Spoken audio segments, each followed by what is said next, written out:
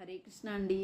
నేను ఈరోజు భగవంతుడు పాడిన పాట భగవద్గీత డే 33 వీడియోని అప్లోడ్ చేద్దాం అనుకుంటున్నానండి. ఈ వీడియోని కూడా స్కిప్ చేయకుండా వీక్షిస్తారని ఆశిస్తున్నాను.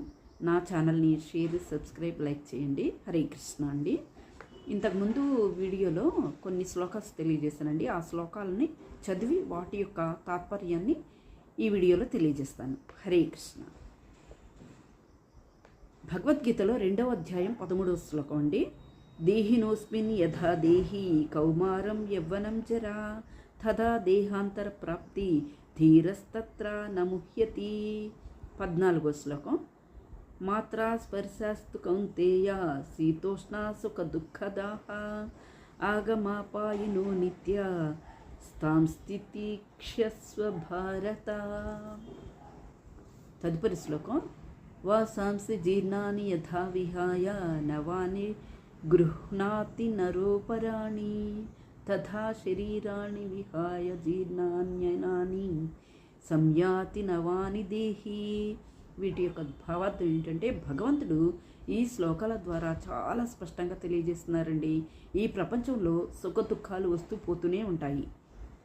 ఎలా అయితే వాతావరణంలో మార్పులు వస్తాయో, ఎలా అంటే కొన్ని రోజులు ఎండాకాలం వస్తుంది, దాని తర్వాత చలికాలం కూడా వస్తుంది కదండి.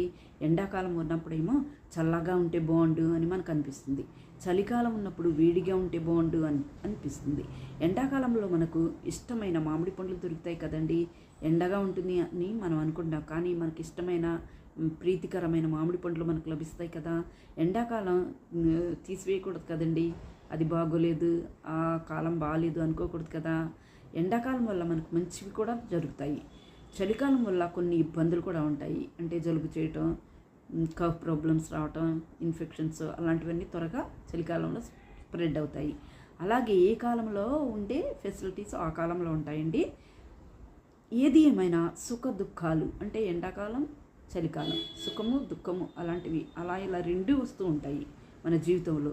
సుఖ దుఃఖాలు జీవితంలో ఒక భాగం మాత్రమే. మనం చిన్నపిల్లలకి ఏం నేర్పించాలంటే జీవితంలో సుఖము దుఃఖము రెండు ఉంటాయి, మనం రెండింటిని ఓర్చుకోవాలి అని మనం చిన్నప్పటి నుంచి పిల్లలకి తెలియజేయాలండి.